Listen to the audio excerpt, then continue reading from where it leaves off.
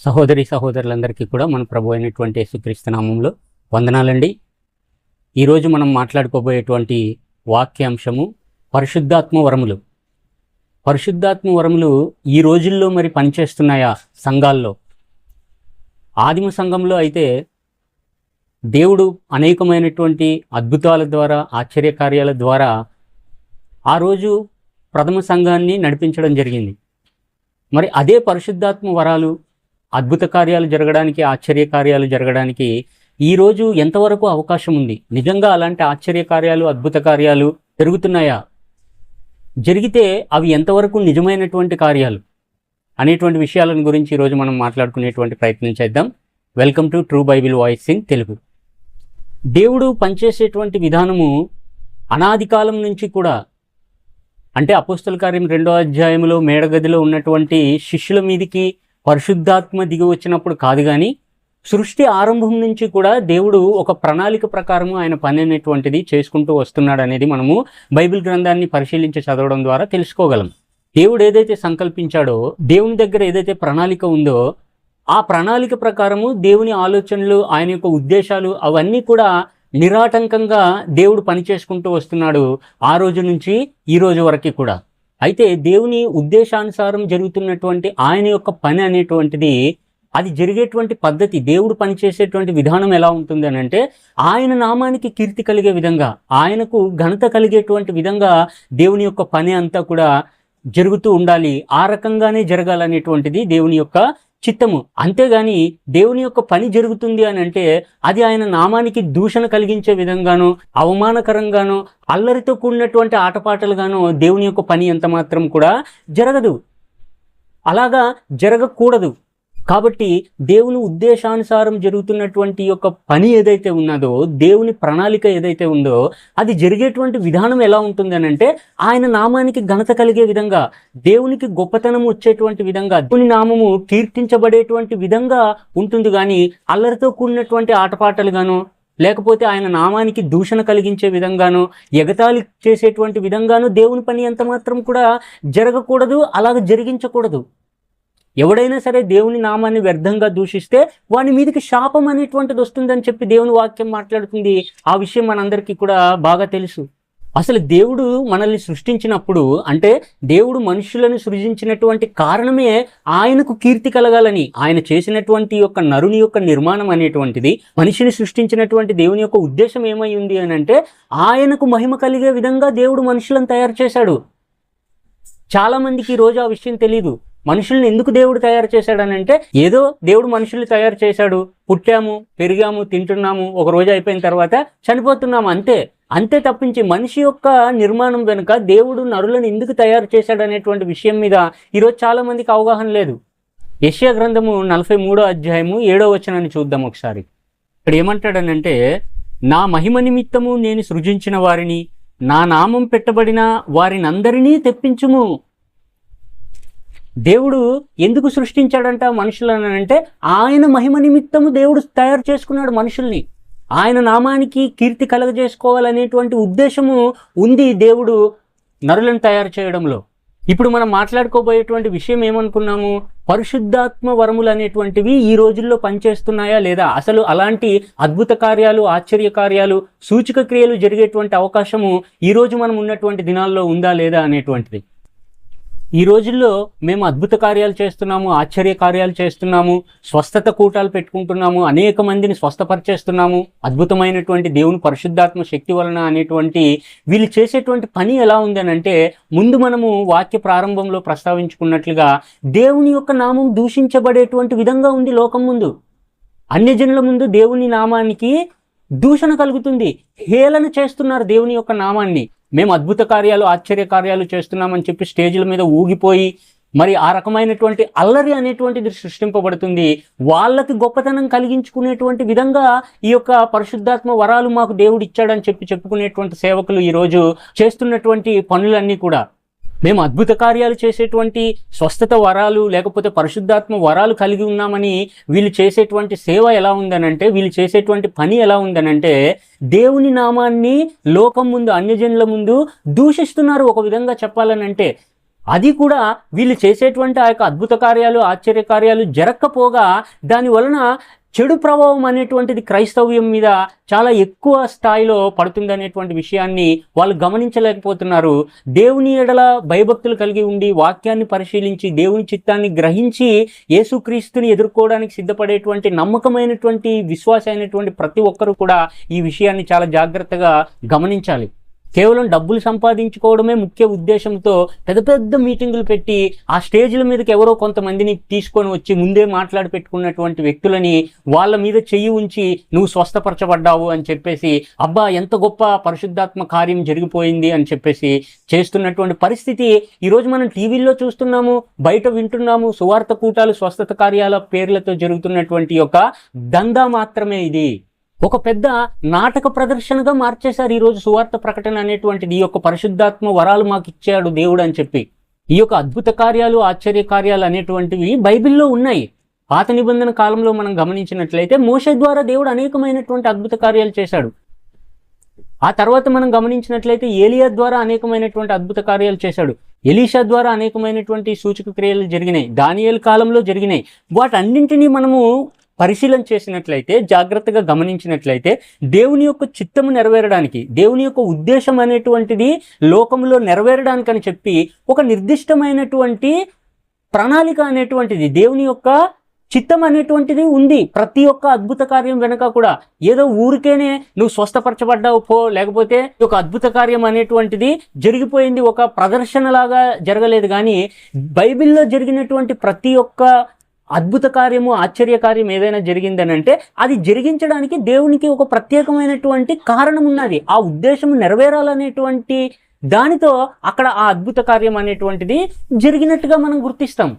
మరి మోషే ద్వారా జరిగించినటువంటి కార్యాలను మనం గమనించినట్లయితే దేవుడు ముందే అబ్రహాం అయినటువంటి ఇశ్రాయేలీయుల పితరుడికి చేసినటువంటి వాగ్దానాన్ని నెరవేర్చాలి కాబట్టి, ఐగుప్తులో ఆయన యొక్క బలాన్ని ప్రదర్శించాలి కాబట్టి, అక్కడి నుంచి వాళ్ళకు వాగ్దానం చేసినటువంటి పాలుతేనెలు ప్రవహించేటువంటి దేశానికి నడిపించాలి కాబట్టి, ఆ యొక్క దేవుని యొక్క ప్రణాళిక అనేటువంటిది నెరవేరాల్సినటువంటి బాధ్యత దేవుడు తీసుకొని ఏంటనంటే మోషే ద్వారా అక్కడ ఆ యొక్క అద్భుత కార్యాలు అనేటువంటివి జరిగించినట్లుగా మనము పరిశుద్ధ గ్రంథంలో గమనిస్తాం.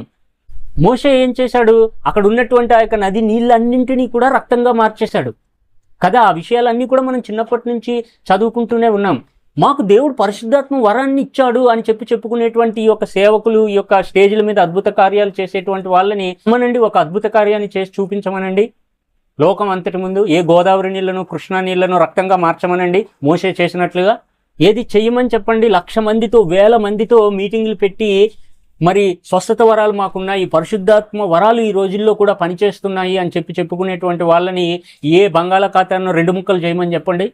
పరిశుద్ధాత్మ వరాల చేత జరిగినటువంటి ఆ యొక్క అద్భుత కార్యాలని, ఆశ్చర్య కార్యాలని మనం గమనించినట్లయితే ఒక గుడ్డివాడికి చూపు తెప్పించడము, కుంటివాడికి కాళ్ళు తెప్పించడము, అనేకమైనటువంటి మరి భయంకరమైనటువంటి వ్యాధులు, బాధల చేత ఎటువంటి మందులకు కూడా లొంగనటువంటి సమస్యల చేత ఈరోజు లోకంలో ఉన్నటువంటి అనేక మంది ఇబ్బందుల్లో ఉన్నట్టుగా మనకు తెలుసు కదా. మన చుట్టూనే ఉంటారు వాళ్ళందరూ కూడా. ఏది ఈ యొక్క సేవకులని పరిశుద్ధాత్మ వరాలు మాకున్నాయని చెప్పుకునేటువంటి వాళ్ళని వచ్చి అందరినీ స్వస్థపరచమని చెప్పండి. 1,00,000 మందితో ఒక పెద్ద మీటింగ్ పెట్టేసి అందులో ఒకరినో ఇద్దరినో ముందే మాట్లాడుకొని పెట్టుకున్నటువంటి ఒక వ్యక్తులని స్టేజ్ల మీదకి పిలిచి వాళ్ళ మీద చేతులుంచి అటు ఇటు ఊగించేసి కింద పడేసి దేవుడు ఎంత గొప్ప అద్భుత కార్యాన్ని జరిగించాడు అని చెప్పి ప్రచారం కోసం చేసేటువంటి పనుల్లో మార్చేశారు దేవుని యొక్క పని అనేటువంటిది. మరి అది ఏ రకమైనటువంటి పరిశుద్ధాత్మ వరము, ఏ రకమైనటువంటి పరిశుద్ధాత్మ శక్తి వలన జరిగేటువంటి కార్యమో నాకు అర్థం కాదు. చేసేటువంటి వాడికి దేవుని ఎడల భయము, భక్తి ఉండదు. చూసేటువంటి వాడు, ఆ సువార్తను వినేటువంటి వాడు కూడా వాక్య జ్ఞానం లేకుండా అబ్బా ఈ సేవకుడి చేత దేవుడు ఎంత గొప్ప అద్భుత కార్యం చేసేశాడో అని చెప్పి భ్రమలో ఉండేటువంటి పరిస్థితి, విశ్వాసాన్ని పూర్తిగా పాడు చేసుకునేటువంటి పరిస్థితిలో ఈరోజు అటువంటి భ్రమల్లో క్రైస్తవ సమాజం ఉంది. దాని అర్థం ఏంటి?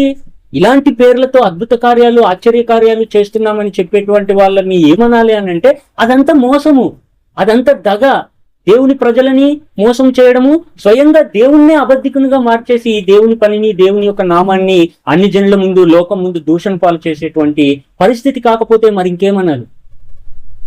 యేసుక్రీస్తు చేశాడు అద్భుత కార్యాలు, ఆశ్చర్య కార్యాలు. ఎలాగ చేశాడు ఆయన? 100 మందితోని లేకపోతే 1000 మందితోని మీటింగులు పెట్టేసి ఇదిగో నేను అద్భుత కార్యం చేస్తున్నాను చూడండి, నేను ఎంత గొప్పవాడినో, ఎంత గొప్ప దేవుని సేవకున్నో, దేవుని కుమారుణ్ణి అని చెప్పి ఆయన సొంత ప్రాధాన్యత కోసము ఆయనకు మెప్పు కలిగేటువంటి విధంగా యేసుక్రీస్తు ఏ రోజు కూడా ఆశ్చర్య కార్యము, అద్భుత కార్యము, సూచనలు ఆయన చేయలేదు. రోడ్డు పక్కన నడుచుకుంటూ వెళ్తున్నాడు, ఒక గుడ్డివాడు దావీదు కుమారుడా నన్ను కరుణించు అని అరిస్తే వాడి దగ్గరికి వెళ్ళి వాడిని ముట్టి స్వస్థపరిచి మళ్ళీ ఆయన దారిని ఆయన పోయాడు, అంతే.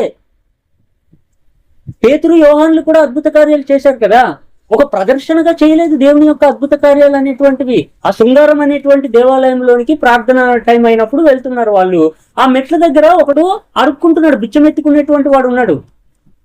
వాడి దగ్గరికి వెళ్ళి, నువ్వు కోరుకుంటున్నట్లుగా మా దగ్గర వెండి బంగారాలు అని లేవు, కానీ మా దగ్గర ఏదైతే దేవుడు మాకు ఇచ్చాడో అదే నీకు ఇస్తాము, ప్రభు అయినటువంటి యేసుక్రీస్తు నామంలో నువ్వు స్వస్థపడు, లేచినాడు అని చెప్పి యేసుక్రీస్తు నామంలో ఆజ్ఞాపించినప్పుడు వాడికి స్వస్థత వచ్చింది, అంతే.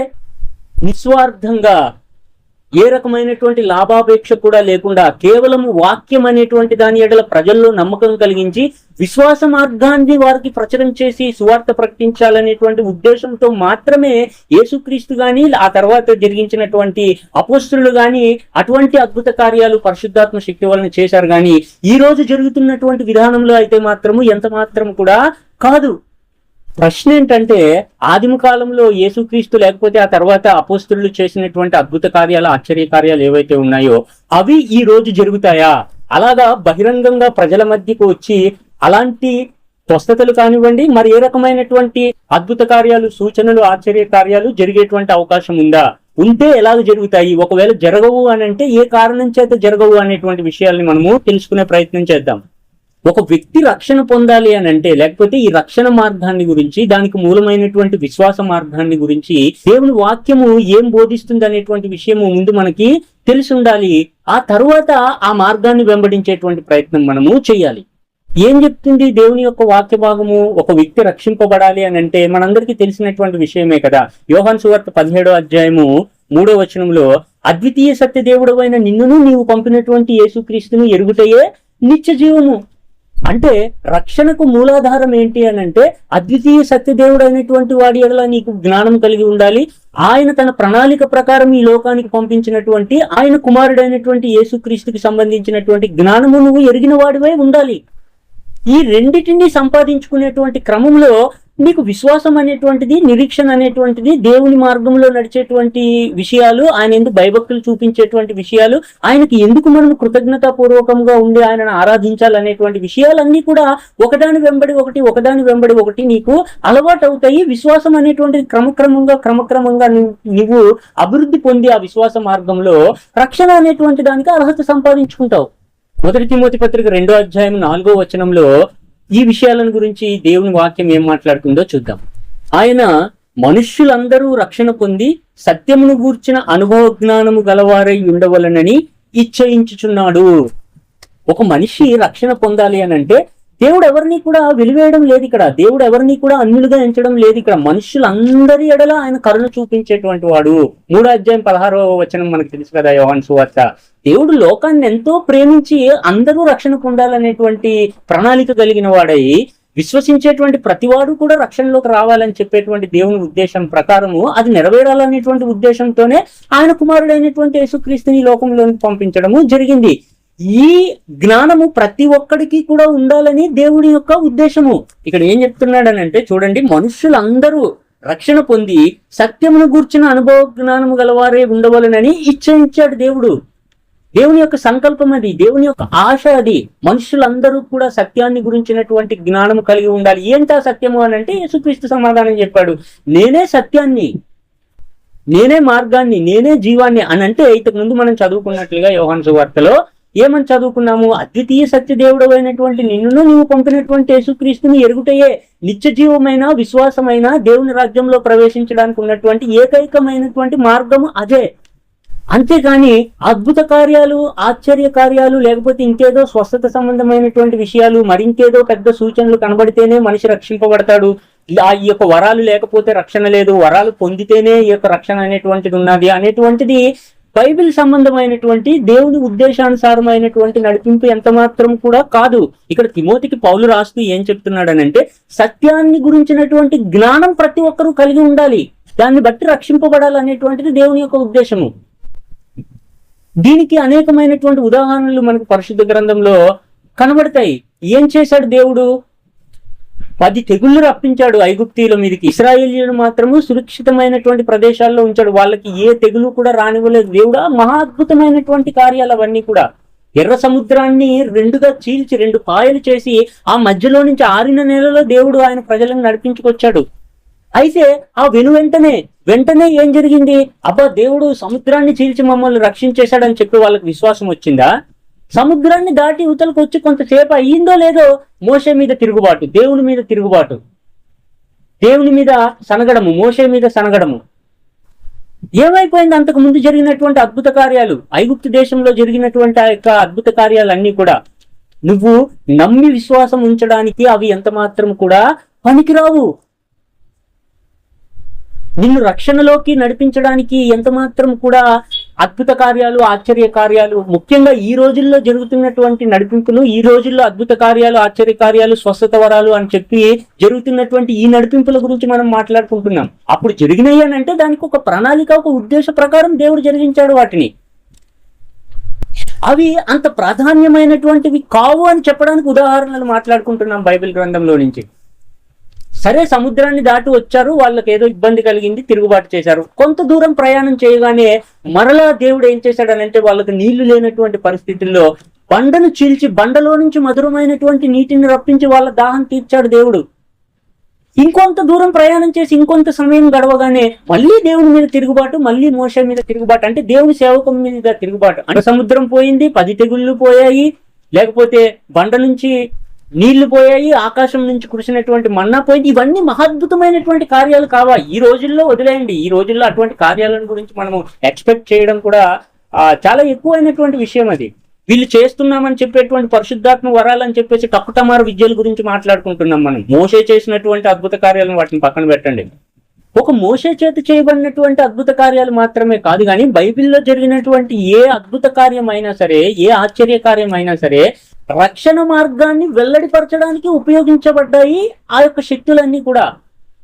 ఆ యొక్క మానవాతీత శక్తులు, మానవులు కాకుండా దేవుని శక్తి వలన మాత్రమే జరిగినటువంటి కార్యాలు అనేటువంటివి దేవుని మీద విశ్వాసం అనేటువంటిది ఉంచడానికి ప్రాథమికమైనటువంటి అత్యవసరమైనటువంటి విధానాలుగా మాత్రమే దేవుడు అటువంటి కార్యాలని మరి జరిగించడం జరిగింది. కానీ విశ్వాస క్రమము వెల్లడిపరచడానికి వాటిని సాధనంగా ఉపయోగించాడు దేవుడు అంతే. అంతేగాని అద్భుత కార్యాలు చేయడం వలన కానీ, వాటి వలన లాభం పొందగలగడం వలన కానీ మనిషి ఎంత మాత్రం కూడా రక్షణ పొందలేడు. నిత్య జీవం అనేటువంటిది వాటి వలన రాదు. దానికి ఉదాహరణలు మనం మాట్లాడుకున్నాము.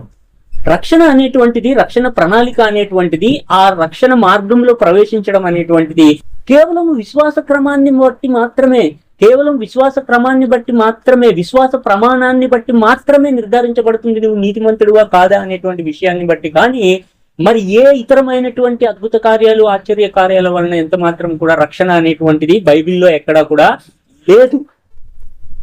అయితే వీటన్నింటినీ మాట్లాడుకుంటున్నటువంటి క్రమంలో అద్భుత కార్యాలు అనేటువంటివి, సూచక క్రియలు అనేటువంటివి ప్రాథమిక సంఘంలో, ఆదిమ సంఘంలో జరిగాయి అనేటువంటి మాట మాత్రము వాస్తవము. ఎవరం కూడా కాదనలేనటువంటి విషయాలు అవన్నీ. మన ప్రభు అయినటువంటి యేసుక్రీస్తు స్వయంగా ఆయనే చాలా అద్భుత కార్యాలు, ఆశ్చర్య కార్యాలు ఇశ్రాయేలు ప్రజల మధ్య జరిగించాడు. అయినప్పటికీ కూడా ఆయనే స్వయంగా ఏం చెప్తున్నాడనంటే, చూడండి దేవుని వాక్యం ఒకసారి, యోహాను సువార్త 4వ అధ్యాయము 47-48 వచనాలు. సందర్భం ఏమిటి అనంటే, యేసుక్రీస్తు దగ్గరికి ఒక అధికారి వచ్చి మరణ స్థితిలో ఉన్నటువంటి ఆయన కుమారుణ్ణి స్వస్థపరచమని చెప్పి యేసుక్రీస్తుని ఆయన అడిగినట్లుగా మనము చూస్తూ ఉన్నాం. దానికి యేసుక్రీస్తు ఏం చెప్తున్నాడనంటే, చూడండి 47వ వచనం నుంచి, యేసు యూదయ నుండి గలిలయకు వచ్చనని అతడు విని ఆయన యొద్దకు వెళ్లి తన కుమారుడు చావ సిద్ధమై ఉండెను గనుక ఆయన వచ్చి అతన్ని స్వస్థపరచవలనని వేడుకొనెను. యేసు సూచక క్రియలను, మహత్కార్యములను చూడకుంటే మీరెంత మాత్రమును నమ్మరని అతనితో చెప్పెను. అందుక ప్రధాని, ప్రభువా, నా కుమారుడు చావకమునుపే రమ్మని ఆయనను వేడుకొనెను. యేసు, నీవు వెళ్ళుము, నీ కుమారుడు బ్రతికి ఉన్నాడని అతనితో చెప్పగా ఆ మనుష్యుడు యేసు తనతో చెప్పిన మాట నమ్మి వెళ్ళిపోయెను. ఇది ఆ యొక్క అధికారి వచ్చి ఆయనను అడిగినప్పుడు యేసుక్రీస్తు ఏమన్నాడనంటే, ఏదో ఒక అద్భుతం చేస్తే గానీ, ఏదో ఒక సూచక్రియ జరిగితే గానీ మీరు నమ్మరు కదా దేవుని వాక్యాన్ని, దేవుని సంకల్పాన్ని. దేవుడు జరిగిస్తున్నటువంటి ఒక పని ఎడల మీకు విశ్వాసం రాదు కదా. అని చెప్పాడు. కానీ ఆ వచ్చినటువంటి వ్యక్తి యొక్క విశ్వాసం అనేటువంటిది వేరే రకంగా ఉంది. ఆ వ్యక్తిని పరిశీలించడానికని చెప్పి, పరీక్షించడానికని చెప్పి యేసుక్రీస్తు ఆ వ్యక్తితో పాటు వెళ్ళి ఆ వ్యక్తి మీద చేతులుంచి స్వస్థపరచడం కాకుండా, నీ కుమారుడు స్వస్థపరచబడ్డాడు, వెళ్ళు అని చెప్పి ఆ వ్యక్తిని పంపించేసినప్పుడు ఆ వ్యక్తి విశ్వాసం చూడండి ఇక్కడ ఏమన్నాడనంటే నమ్మి వెళ్ళిపోయాడు అంతే. దాన్ని బట్టి ఏం జరిగిందనంటే నీ నమ్మకాన్ని బట్టి దేవుని నామము మహిమపరచబడ్డది అక్కడ. ఇంకా క్రిందికి చదువుదాము. అక్కడ ఏమంటుంది అని అంటే చూడండి, అతనితో చెప్పగా ఆ మనుషుడు యేసు తనతో చెప్పిన మాట నమ్మి వెళ్ళిపోయాను. అతడు ఇంకా వెళ్ళుచుండగా అతని దాసులు అతనికి ఎదురుగా వచ్చి అతని కుమారుడు బ్రతికి ఉన్నాడని తెలియజెప్పిరి. ఏ గంటకు వాడు బాగుపడసాగినని వారిని అడిగినప్పుడు వారు నిన్న 1 గంటకు జ్వరము వారిని విడిచనని అతనితో చెప్పిరి. నీ కుమారుడు బ్రతికి ఉన్నాడని యేసు తనతో చెప్పిన గంట అదే అని తండ్రి తెలుసుకొనెను గనుక అతడును అతని ఇంటి వారందరూ నమ్మిరి. ఇది యేసు యూదయ నుండి గలిలయకు వచ్చి చేసిన 2వ సూచక క్రియ. టైంని కన్ఫర్మ్ చేసుకున్నాడు అనమాట. అవును, ఈయన దేవుని కుమారుడే. ఆయన చెప్పినటువంటి మాట ప్రకారం ఆయన నోటి వెంట ఆ మాట వచ్చినటువంటి అదే గడియకి నా కుమారుడు స్వస్థపరచబడ్డాడు అనేటువంటి విషయం కన్ఫర్మ్ అయిపోయింది. తన నమ్మిక ఏంటో ఇక్కడ మనము గమనించాలన్నమాట. కాబట్టి దేవుని యందు విశ్వాసం ఉంచడం అనేటువంటిది, దేవుణ్ణి నమ్మడం అనేటువంటిది ఏదో ఒక అద్భుతం జరిగితేనే నమ్మడం కాదు, ఏదో ఒక ఆశ్చర్యకార్యం జరిగితేనే నమ్మకం కాదు. ఇక్కడ దేవుని మీద మనం చూపించాల్సినటువంటి ఆ యొక్క విధేయత అనేటువంటిది దేవుని వాక్యం ఎడల నమ్మకం కలిగి ఉండాలి. ఎందుకు వాక్యమే అన్నిటికీ ప్రాధాన్యత అంటే, అన్నిటికీ ప్రమాణము వాక్యమే అని అంటే, ఇక్కడ దేవుని వాక్యము ఎలాగా మనకి బోధిస్తుంది అని అంటే, ఆ రోజు మోషే ద్వారా అద్భుత కార్యాలు ఆశ్చర్య కార్యాలు జరిగినాయి. ఆ తర్వాత ప్రవక్తల ద్వారా దేవుని సేవకుల ద్వారా ఆశ్చర్య కార్యాలు అద్భుత కార్యాలు జరిగినాయి. దేనికి జరిగాయి, ఏ కారణం చేత జరిగాయి అని అంటే, మోషే దగ్గర ఏ గ్రంథం కూడా లేదు. దాన్ని వివరించి చెప్పి ఇదిగో దేవుని వాక్యం ఇలా బోధిస్తుంది, దేవుని ప్రణాళిక ఇలా ఉందని చెప్పి ఫలానా అధ్యాయము ఫలానా వచనము దేవుడు ఫలానా ప్రవక్తకి ఇలాగా తెలియజేశాడని చెప్పడానికి పరిశుద్ధ గ్రంథం లేదు మోషే దగ్గర. ఆ తర్వాత వచ్చినటువంటి ప్రవక్తల దగ్గర కూడా రాబోయేటువంటి కాలంలో జరిగేటువంటి విషయాల్ని ఎత్తి చూపించి లేఖనాధారాలతో వాళ్ళకి విప్పి చెప్పేటువంటి అవకాశం లేదు. కాబట్టే వాళ్ళు చెప్పింది దేవుని మాట అని చెప్పి నమ్మించడానికని చెప్పి ఇటువంటి అద్భుత కార్యాల చేత ఆశ్చర్య కార్యాల చేత దేవుని మాటని స్థిరం చేసి ప్రజలని విశ్వాస మార్గంలోకి నడిపించవలసినటువంటి అవసరత ఉంది. కాబట్టి ఆ కారణాన్ని బట్టి అద్భుత కార్యాలు ఆశ్చర్య కార్యాలు అనేటువంటివి ఆ కాలంలో దేవుడు ఆయా వ్యక్తుల ద్వారా జరిపించుకుంటూ వచ్చాడు. మరి కొత్త నిబంధన కాలంలో చూసినట్లయితే ధర్మశాస్త్ర సంబంధమైనటువంటి ఛాయా రూపంలో నుంచి విశ్వాస సంబంధమైనటువంటి మార్గంలోకి నడిపింపబడేటువంటి సంధికాలం ఏదైతే ఉన్నదో అప్పుడు కూడా కొత్త నిబంధన వాక్యం దేవుని యొక్క ఉద్దేశం అనేటువంటిది సంపూర్ణంగా ఇంకా స్థిరపరచబడలేదు. కొత్త నిబంధన ఇంకా అమల్లోకి రాలేదు. ఎవరు కూడా పత్రికలు, పౌలు రాసినటువంటి పత్రికలు కానీ సువార్తలు కానీ ఏవి కూడా అందుబాటులో లేవు. ఎలాగ ధర్మశాస్త్రం యొక్క వాక్యాలను ఎత్తి యేసుక్రీస్తే దేవుని కుమారుడు, ఈయన మృతి పొంది సజీవుడు అయ్యాడు అనేటువంటి విషయాన్ని ప్రజలకు చెప్పి ఒప్పించగలవు నువ్వు? కాబట్టి ఒక అద్భుత కార్యము చేత, ఒక ఆశ్చర్య కార్యము చేత దేవుని యొక్క వాక్యము స్థిరపరచబడి కంప్లీట్ గా విశ్వాసం అనేటువంటి మార్గం అనేటువంటిది వెల్లడయ్యేంత వరకు ఈ యొక్క అద్భుత కార్యాల చేత, పరిశుద్ధాత్మ వరాల చేత సంఘం అనేటువంటిది స్థిరపరచబడుచు వచ్చి ఒక కాలానికి ఏమైందనంటే పరిశుద్ధ గ్రంథం అనేటువంటిది మొత్తం పరిపూర్ణమైపోయిన తర్వాత వినుట వలన విశ్వాసం కలుగును అనేటువంటి మార్గం అనేటువంటిది అమల్లోకి వచ్చేసింది. అద్భుత కార్యం చూడడం వలన విశ్వాసం కలుగును అనేటువంటిది లేదిక. వినుట వలన విశ్వాసం కలుగును, విశ్వాసము క్రీస్తుని గురించినటువంటి మాట వలన కలుగును. కాబట్టి ఒక వాక్యం అనేటువంటిది ప్రకటన చేసి ఒక అద్భుత కార్యం వారి మధ్య జరిగినప్పుడు అక్కడ చాలా కొద్ది మంది మాత్రమే వాక్యం వినేటువంటి అవకాశము. అంత పెద్ద అద్భుత కార్యాలు జరిగినప్పటికీ కూడా ఆ విన్నటువంటి వాళ్ళలో మళ్ళీ విశ్వసించేటువంటి వాళ్ళు చాలా తక్కువ. అపోస్తులు అనేటువంటి వాళ్ళు, యేసుక్రీస్తు శిష్యులు అనేటువంటి వాళ్ళు భయపడి ఈ రోమా ప్రభుత్వం అనేటువంటిది వాళ్ళకు గురి చేసినటువంటి ఇబ్బందులు కానీ, వాళ్ళకి విధించినటువంటి శిక్షలకు కానీ భయపడి రకరకాలుగా చెదిరిపోయి ఎక్కడ మనుషుల్లో ఈ యొక్క వాక్యాన్ని ప్రకటించారో అక్కడక్కడ అద్భుత కార్యాల ద్వారా ఈ యొక్క వాక్యం అనేటువంటిది, అంటే విశ్వాస మార్గం అనేటువంటిది స్థిరపరచబడుచూ వచ్చింది. విన్న వాళ్ళు ఎంతమంది, విన్నటువంటి వాళ్ళలో విశ్వాసం ఉంచేటువంటిది ఎంతమంది? ఆ కొద్ది మంది కూడా నమ్మడానికి దేవుడు పరిశుద్ధాత్మ వరాలు అనేటువంటివి వాళ్ళకు అనుగ్రహించి వాళ్ళ యొక్క విశ్వాసాన్ని స్థిరపరచడం జరిగింది. కాబట్టే ఈరోజు ఈ యొక్క బైబిల్ అనేటువంటిది, దేవుని గ్రంథం అనేటువంటిది మన మధ్య ఉండి మనము విశ్వాసం అనేటువంటి మార్గాన్ని సరిగ్గా తేటగా తెలుసుకునేటువంటి అవకాశం ఈరోజు మనకి దొరికింది. ఆ రోజు ఆ కాలంలో జరిగినటువంటి ఆ యొక్క అద్భుత కార్యాలను బట్టి, ఆశ్చర్య కార్యాలను బట్టి. ఎందుకనంటే పాత నిబంధన కాలంలో ఆయన ప్రజలైనటువంటి ఇశ్రాయేలీలతో దేవుడు నిబంధన చేశాడు. ఆ నిబంధనని తీసివేసి క్రొత్త నిబంధన అనేటువంటిది మళ్ళీ తీసుకొని వచ్చాడు. ఈ రెండు నిబంధనలు కూడా పరిపూర్ణం కావాలి. అది కావాలని అంటే ఈ యొక్క అద్భుత కార్యాలు, ఆశ్చర్య కార్యాలు అనేటువంటివి తప్పనిసరిగా అవసరమయ్యాయి ఒక ప్రాథమిక దశ వరకు కూడా. చూడండి, ఇర్మియా గ్రంథము 31వ అధ్యాయము 31-32 వచనాలు. ఇదిగో నేను ఇశ్రాయేలు వారితోనూ యూదా వారితోనూ క్రొత్త నిబంధన చేయ దినములు వచ్చుచున్నవి, ఇదే యెహోవా వాక్కు. ఇది ఐగుప్తులో నుండి వారిని రప్పించుటకై నేను వారిని చెయ్యి పట్టుకుని దినమున వారి పితరులతో నేను చేసిన నిబంధన వంటిది కాదు. ఒక నిబంధన జరిగింది, మోషే ద్వారా ఆ యొక్క నిబంధనని దేవుడు స్థిరపరిచాడు. ఆ తరువాత క్రొత్త నిబంధన అనేటువంటిది యేసుక్రీస్తు ప్రభు వారి యొక్క ఆయన కుమారుడైనటువంటి వాని యొక్క రక్తము ద్వారా చేయాల్సినటువంటి అవసరం ఉన్నది. అదే అక్కడ మనం చూస్తాము. 1 కొరింథీ పత్రిక 11వ అధ్యాయాన్ని మనం పరిశీలన చేస్తే 25వ వచనము, ఆ ప్రకారమే భోజనమైన పిమ్మట ఆయన పాత్రను ఎత్తుకొని, ఈ పాత్ర నా రక్తము వలనైనా క్రొత్త నిబంధన, ఎడ్ల యొక్కయు మేకల యొక్కయు రక్తంతో చేసినటువంటిది పాత నిబంధన, యేసుక్రీస్తు ప్రభు వారి రక్తంతో చేసినటువంటి నిబంధన క్రొత్త నిబంధన. ఇది ఈ రెండు నిబంధనలు కూడా పరిపూర్ణమైతే క్రియారూపకమైనటువంటి ధర్మశాస్త్ర సంబంధమైనటువంటి ఆ యొక్క శిక్షా విధి నుంచి విడుదల పొంది యేసుక్రీస్తు రక్తము వలన వచ్చినటువంటి విశ్వాస సంబంధమైనటువంటి నూతన నిబంధనలోనికి లోకములో ఉన్నటువంటి వాళ్ళందరికీ కూడా ప్రవేశం అనేటువంటిది దొరుకుతుంది. కాబట్టి పాత నిబంధన అయిపోయింది, క్రొత్త నిబంధన కూడా కంప్లీట్ అయిపోయేంత వరకు కూడా ఈ యొక్క అద్భుత కార్యాలు, ఆశ్చర్య కార్యాలు అనేటువంటి వాటి ద్వారా ఈ క్రొత్త నిబంధన అనేటువంటిది స్థిరపరచబడాలి.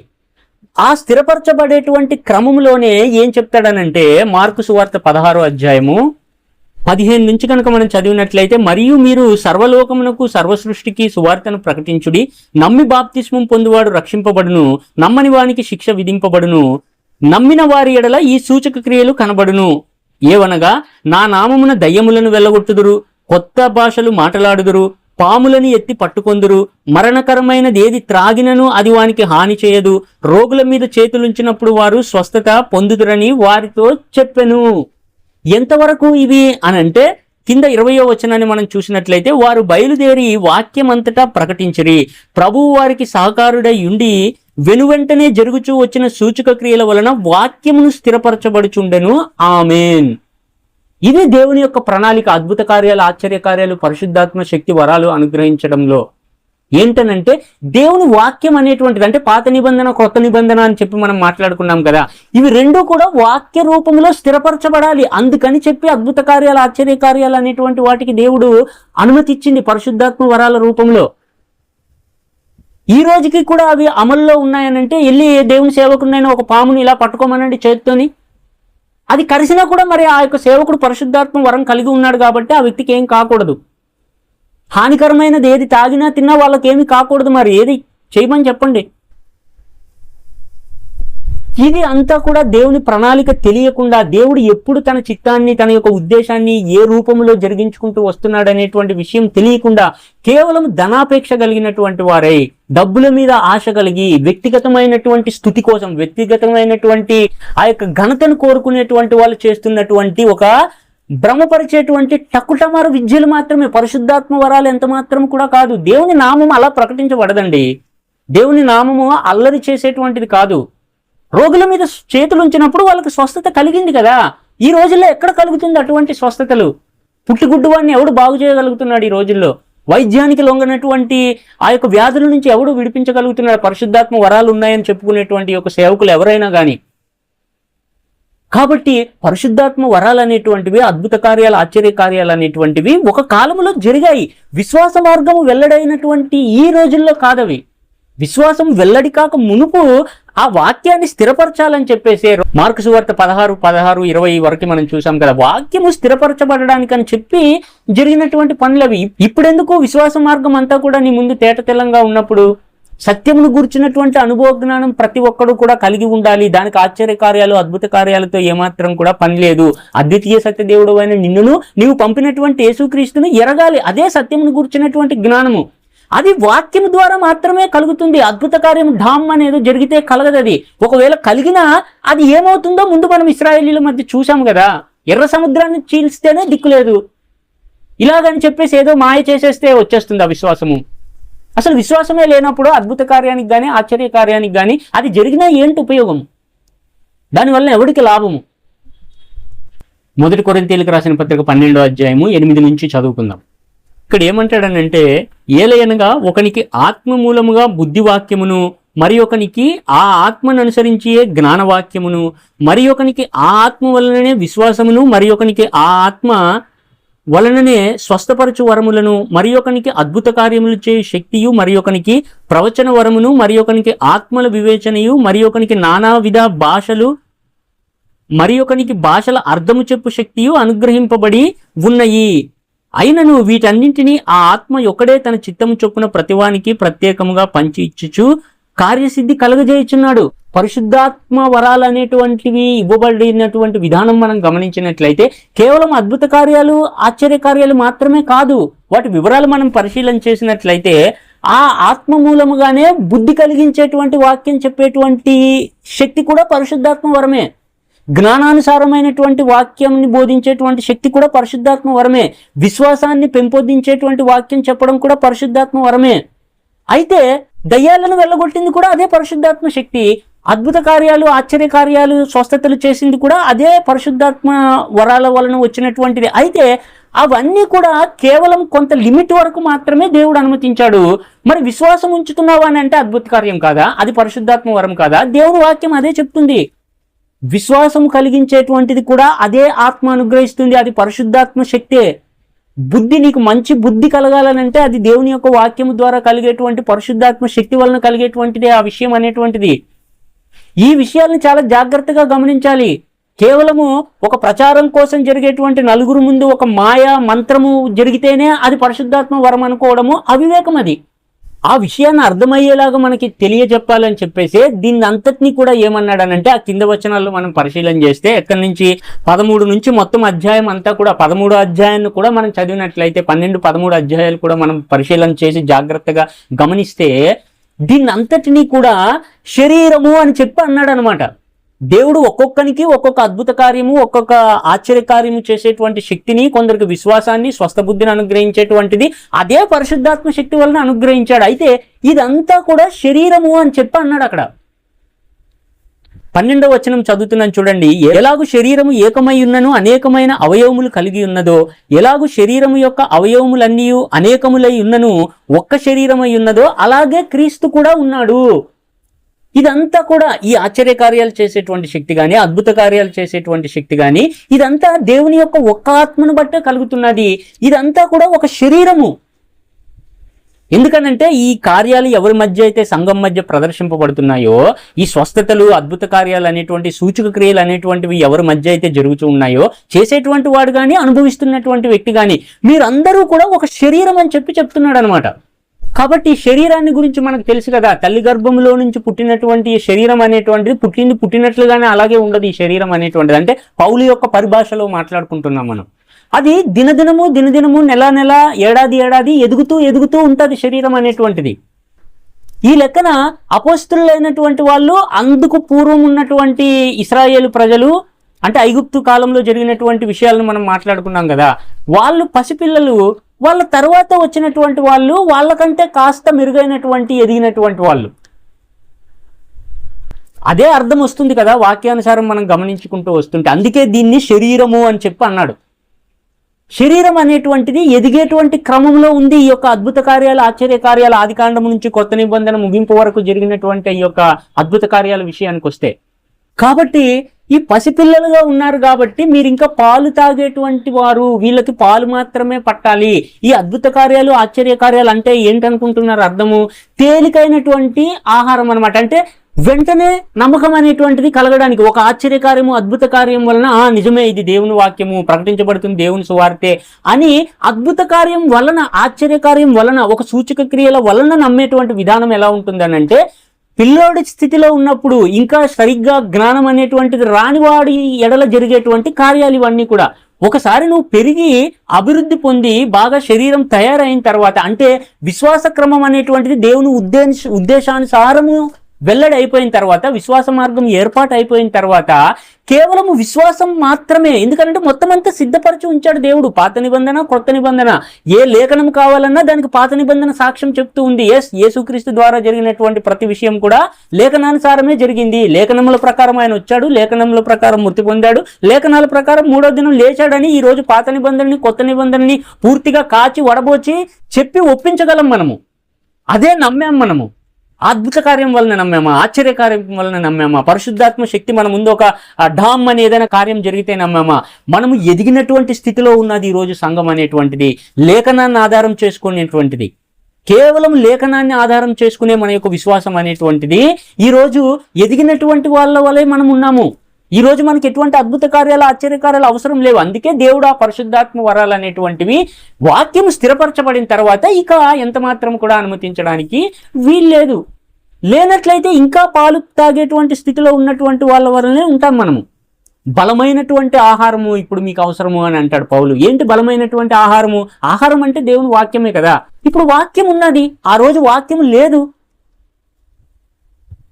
అందుకని చెప్పి ఆ కాలములో అలాగ దేవుని యొక్క ఉద్దేశం అనేటువంటిది నెరవేరితే ఈ రోజు విశ్వాసం అనేటువంటి మార్గంలో దేవుని యొక్క ఉద్దేశం, ఆయన యొక్క చిత్తం అనేటువంటిది నెరవేరుతుంది. బలమైనటువంటి ఆహారం తినేటువంటి స్థితిలో దేవుడు మనల్ని పెట్టాడు. కాబట్టి చిన్నపిల్లల్లాగా ఆలోచించి ఏడిస్తే ఒక చాక్లెట్ కొనిచ్చినట్లుగా, మారం చేస్తే ఇంకోటి ఏదో కొనిచ్చి వాళ్ళని ఊరుకోబెట్టినట్లుగా ఉంటుంది అద్భుత కార్యాలు, ఆశ్చర్య కార్యాలు ఈ రోజుల్లో కోరుకుంటే. అయితే దేవుని యొక్క చిత్తము, ఉద్దేశానుసారంగా పని అనేటువంటిది జరుగుతుంది. ఎవరికైనా స్వస్థత కావాలి అని అంటే అది దేవుని ఉద్దేశ ప్రకారం ఉన్నట్లయితే యాకోబు పత్రికలో రాస్తాడు కదా, ఎవడైనా రోగి అయి ఉంటే సంఘ పెద్దల్ని పిలిపిస్తే విశ్వాస సహితమైనటువంటి ప్రార్థన స్వస్థపరచబడుతుంది. ఆ యొక్క రోగి అనేటువంటి వాడు స్వస్థపరచబడతాడు. దేవుని కార్యం జరుగుతుంది. కానీ ప్రదర్శనగా, లేకపోతే మనుషులలో గొప్పతనం వచ్చేలాగా, మనుషులను మేమే దేవుని సేవకులం అని చెప్పడానికి ఆధారంగా ఎంత మాత్రం కూడా కార్యాలు అనేటువంటివి జరగవు. దేవుడు తన చిత్తానుసారం ఎవరినైనా రక్షించాలనుకున్నాడా, రక్షిస్తాడు. అది దేవుని కార్యమే, జరుగుతుంది. అలాంటివి మనం ప్రార్థన చేసినప్పుడు ఆయన చిత్తం అయితే తప్పకుండా ఆ కార్యం అనేటువంటిది జరుగుతుంది. కానీ పరిశుద్ధాత్మ వరాలు అనేటువంటివి కొంతమందికి ప్రత్యేకంగా మాకు అనుగ్రహింపబడ్డది ఈ శక్తి అనేటువంటి రూపంలో మాత్రం ఎంత మాత్రం కూడా ఈ రోజుల్లో జరగదు. యోహాను పత్రికలో ఏమంటాడో మనకు తెలుసు కదా, దేవుడు ప్రేమ స్వరూపి, ఆయన స్వయంగా ప్రేమ అయి ఉన్నాడు. ఈ ప్రేమే అన్నిటికన్నా ఉత్తమమైనటువంటిది అని చెప్పి ఆ 13వ అధ్యాయంలో మాట్లాడతాడు. ఏమంటాడు చూడండి, 8వ వచనాన్ని మనం గమనించినట్లయితే, 1 కొరింథీయులకు రాసిన పత్రిక 13వ అధ్యాయము 8వ వచనం, ప్రేమ శాశ్వత కాలముండును, ప్రవచనములైనను నిరర్ధకములగును, భాషలైనను నిలిచిపోవును, జ్ఞానమైనను నిరర్ధకమగును, మనము కొంత మట్టుకు ఎరుగుదుము, కొంత మట్టుకు ప్రవచించుచున్నాము గాని పూర్ణమైనది వచ్చినప్పుడు పూర్ణం కానిది నిరర్ధకమగును. ఏంటి పూర్ణమైనటువంటిది అంటే దేవుని యొక్క ప్రేమ. దేవుని యొక్క ప్రేమ ఏంటనంటే ఆయన యేసుక్రీస్తుని మనుషుల కొరకు బలిగా అర్పించడమే ప్రేమ అంటాడు యోహాను. ఈ ప్రేమ మార్గం అనేటువంటిది, అంటే విశ్వాస మార్గం అనేటువంటిది ఏర్పాటు చేయబడిన తర్వాత అసంపూర్ణమైనటువంటివి, పరిపూర్ణము కానటువంటివి అంతే కూడా ఆగిపోతాయి, నిలిచిపోతాయి, వాటి పని అయిపోయింది అంతే. ఇప్పుడు కేవలము విశ్వాస సంబంధమైనటువంటి వాక్యాన్ని నమ్మి విశ్వసించడం వలన మాత్రమే రక్షణ అనేటువంటిది కలుగుతుంది. అందుకనే ప్రేమ కలిగి ఉండడానికి ప్రయాసపడండి అని చెప్పి హెచ్చరిస్తూ బతిమాలుతూ ఉంటుంది మనల్ని వాక్యము. కాబట్టి అద్భుత కార్యాలు, ఆశ్చర్య కార్యాలు అనేటువంటివి ఈ రోజుల్లో జరగడానికి ఎంత మాత్రం కూడా అవకాశం లేదు.